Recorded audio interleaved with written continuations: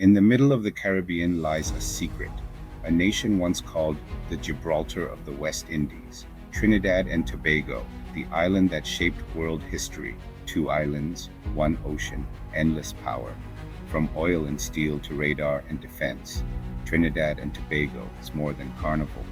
It's the Caribbean's command center. This is Calypso to Zess, and today we uncover the hidden story of Trinidad and Tobago's power, pride, and purpose, and the reason we are termed the Unsinkable Island. When you look at a map, Trinidad and Tobago might seem small, but to military strategists, it's one of the most valuable pieces of real estate in the Caribbean. Trinidad and Tobago sits just 7 miles off the coast of Venezuela, positioned perfectly at the meeting point of the Caribbean Sea, the Atlantic Ocean, and the South American continent. This makes our twin island republic a maritime crossroads. Whoever monitors these waters can influence movement between North and South America, the Caribbean islands, and the Atlantic shipping lanes. That's why, during World War II, the United States built major military bases here at Waller Field, Carson Field, and Chaguaramas, calling Trinidad their forward defense post against German submarines and Atlantic threats. We lie along one of the busiest shipping corridors in the Western Hemisphere, near the Gulf of Paria and major oil export routes. Any naval power controlling this zone can secure or disrupt energy supplies between the Americas and Europe. Our natural deepwater harbors like Chaguaramas and Point Lisas are ideal for refueling, logistics, and naval operations. That's why global powers, from the US and UK to even China today, quietly keep an eye on Trinidad. We're a logistical gem in the Caribbean chain. Beyond location, TNT is an energy powerhouse. We're one of the largest exporters of LNG and petrochemicals in the region. That makes our energy facilities vital for regional energy stability and economic resilience. In times of crisis or war, alliances with Trinidad mean access to fuel, ports, and production unmatched anywhere else in the Caribbean. Unlike some neighboring nations, TNT remains politically stable and democratically governed, a trusted ally in the region.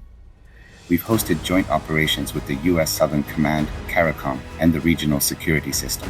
We're also a disaster response hub for Eastern Caribbean coordination. That stability makes Trinidad a safe platform for defense cooperation, not a flashpoint. In today's world, security isn't only about bases and troops, it's about information and monitoring.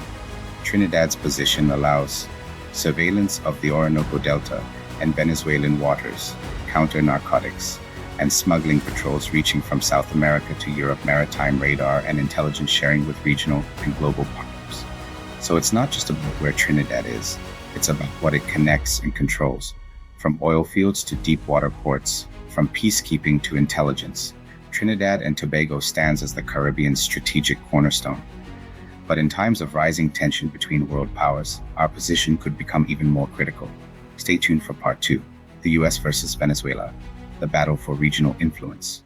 As tensions simmer between the United States and Venezuela, one small nation quietly sits at the crossroads, Trinidad and Tobago. Only 7 miles of sea separate us from the Venezuelan coast. Yet that narrow strip could decide the balance of power in the Caribbean.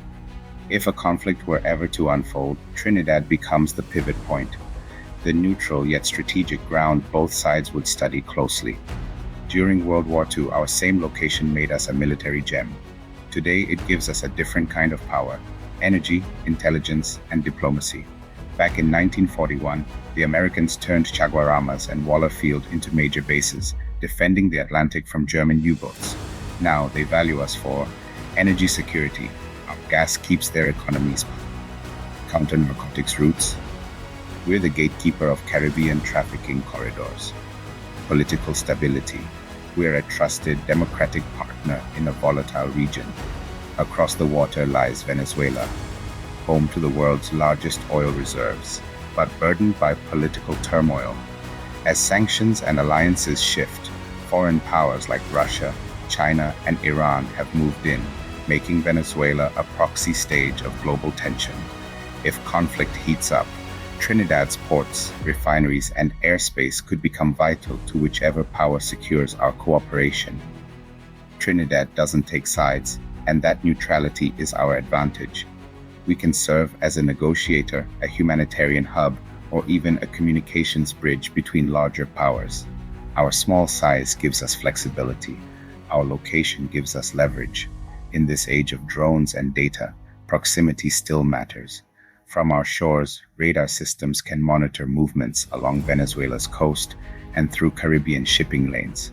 No power can claim full control of this region without acknowledging Trinidad and Tobago's role. In World War II, the US called Trinidad their unsinkable aircraft carrier. 80 years later, that phrase still holds weight. We are the Caribbean's silent powerhouse, small in size, mighty in influence. And as the world's great powers circle once again, Trinidad and Tobago remains the key to the Caribbean chessboard. Long before Trinidad and Tobago had its own defense force, foreign flags once flew high over our soil. American soldiers, British officers, and naval fleets all saw what we sometimes overlook. This little island is the Caribbean's military heartbeat. In 1941, the United States and Britain signed what was called the Destroyers for Bases Agreement. It allowed the US to build military bases across the Caribbean, and one of the most important was right here in Trinidad. They built Waller Field, an airbase for bombers and transport aircraft. Chaguaramas, a massive naval station with docks, barracks, and radar installations. Carlson Field for army operations and a network of communication outposts across the island. Thousands of American troops were stationed here, transforming quiet villages into military towns overnight. Trinidad became the Gibraltar of the West Indies. After the war ended, the US wanted to keep Chaguaramas as a permanent base, but Trinidadians had other ideas. By the 1950s, as independence movements grew, people began protesting. Chaguaramas must return to the people. That chant became a national rallying cry. It united political parties, trade unions, and the public, forcing the US to relinquish the base in 1963, just after we gained independence. That victory symbolized sovereignty and self-respect, proving that Trinidad was ready to chart its own destiny. By 1962, as an independent nation, Trinidad and Tobago formed its own defense force, modeled partly after the British Army but with American influence. Today, the TTDF includes the Regiment, the Coast Guard, the Air Guard, and the Defense Force Reserves. Our mission shifted from colonial defense to Caribbean protection, focusing on maritime patrols, disaster response, and peacekeeping. Fast forward to today, and you'll see that our small force plays a big regional role. The Trinidad and Tobago Coast Guard monitors a strategic 15,000 square kilometer maritime zone. Piarco Radar Center supports aircraft monitoring and air defense. We partner with CARICOM, RSS, and U.S. Southern Command for intelligence sharing and anti-narcotics operations. The Chaguaramas Coast Guard base now serves as the Central Defense Command Post, the same area the Americans once called home. So in many ways, the same soil once used to defend the Atlantic is now protecting the Caribbean. Trinidad and Tobago now serves as a regional leader in security cooperation. We host joint training exercises with nations like the US, the UK, Canada, and Venezuela. Our soldiers have served on UN peacekeeping missions and regional disaster relief teams after hurricanes and earthquakes. We've evolved from being a battleground base to a bridge of peace in the Caribbean. 80 years ago, foreign troops controlled Trinidad's hills and harbors. Today, we control our own, with partnerships, not occupations. From Chaguaramas to Waller Field, from colonial bases to national defense, our journey shows how a small island became a pillar of Caribbean security. So the next time you pass by Chaguaramas or Piarco, remember, beneath the calm waters and quiet skies lies the story of a nation that turned its strategic value into sovereign strength.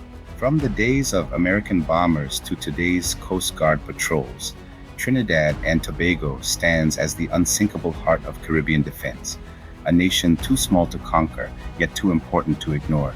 From the days when foreign flags flew over our shores, to today when our own Coast Guard commands these waters, Trinidad and Tobago has always stood firm, strong, resilient, and unsinkable.